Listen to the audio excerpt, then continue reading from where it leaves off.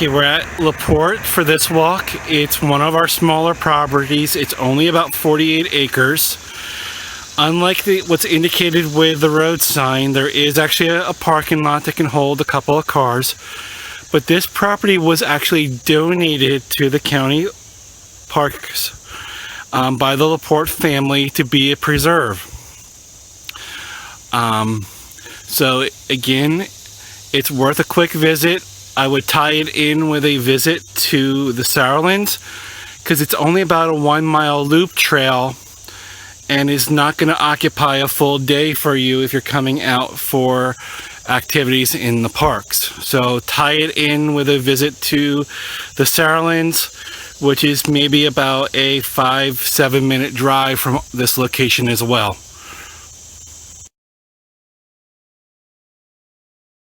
Unlike the sign at the road front states, there is a small parking lot that can hold about 5 cars if done correctly to explore the trail at Laport. Laport's trail is a simple loop. It's one of our smaller holdings at only about 48 acres, but it's up on the Naturalist Ridge. And it brings us back to where we began by doing the first walk down at the Naturalist Mountain Preserve. We'll take a quick walk and see what we can show off at this location and see how it compares to the Naturalist. Laport's Woodlot is much younger than the Naturalist proper. So much so that the young trees are probably only 20 to 30 years old and are growing so tightly that there really is no major understory to the woodlot. It's almost just like what I remember, like a bamboo forest. Where the sun is penetrating the ground, we get the Japanese stilt grass growing in all the sunspots and not much other vegetation within the woods. On the periphery of this little woodlot, there are some maples and some hickories growing, but again, it's a very dense stand right now, which means what's happening is you get a lot of trunk and only a canopy up at the top. At some point there is going to be a significant die out in here where they just cannot get enough sunlight to maintain the biomass that the trees have. So you will see a lot of down timber beginning to occur, or leaners, as they begin to drop off. So don't be surprised by seeing those elements in the forest. Again, just showing more of the die out, because what you see here is the pioneering cedars. Unlike what you saw hopefully with the Schick video, these cedars have already died out and there's nothing left to them. So it's just a matter of time before nature does claim them and they fall. There are a few a little further on that still have some green tips to them, but almost all the cedars in this area have all expired, and there's nothing left to them to show any greenery.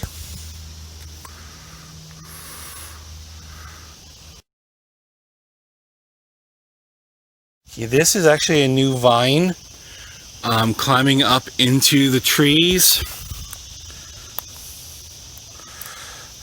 It technically is invasive.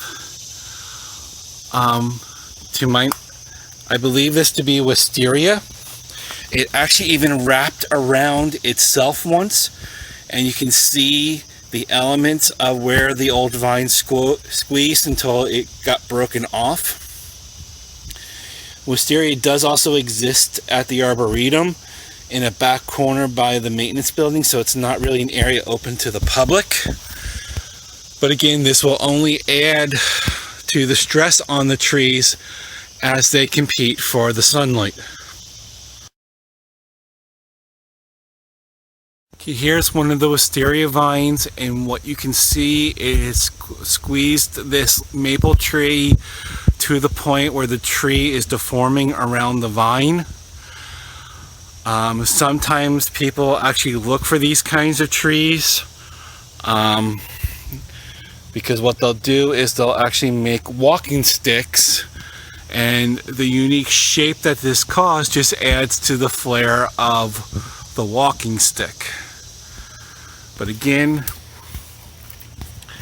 you can see, I'm just trying to give you different angles if I can on how this vine has just been absorbed into the distortion of the tree.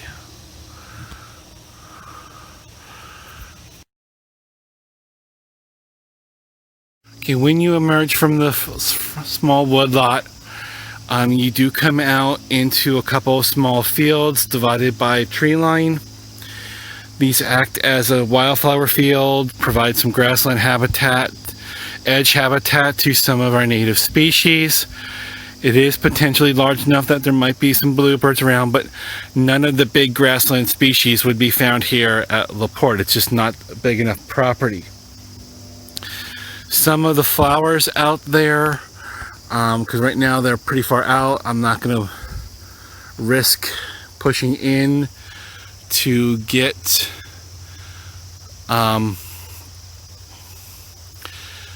close to them, but I believe there's some goldenrod. I'm not sure what the purple may be, but again, it could be a place that you can find some nice wildflowers maybe a bit earlier in the springtime.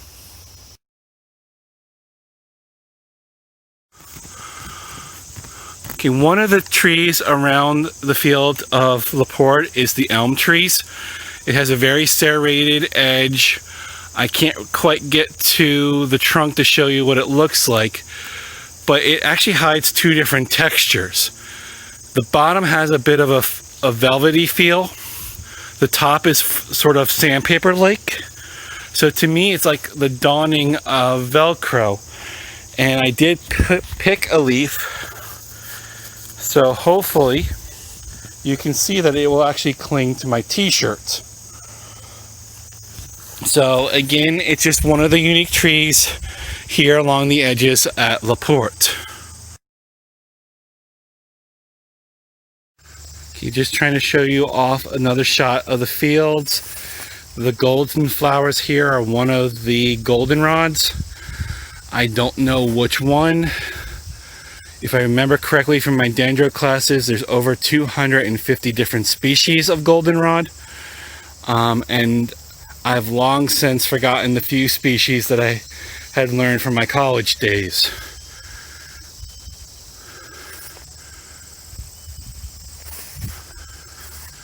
Okay, maybe if you're hearing a sound, see if it calls one more time.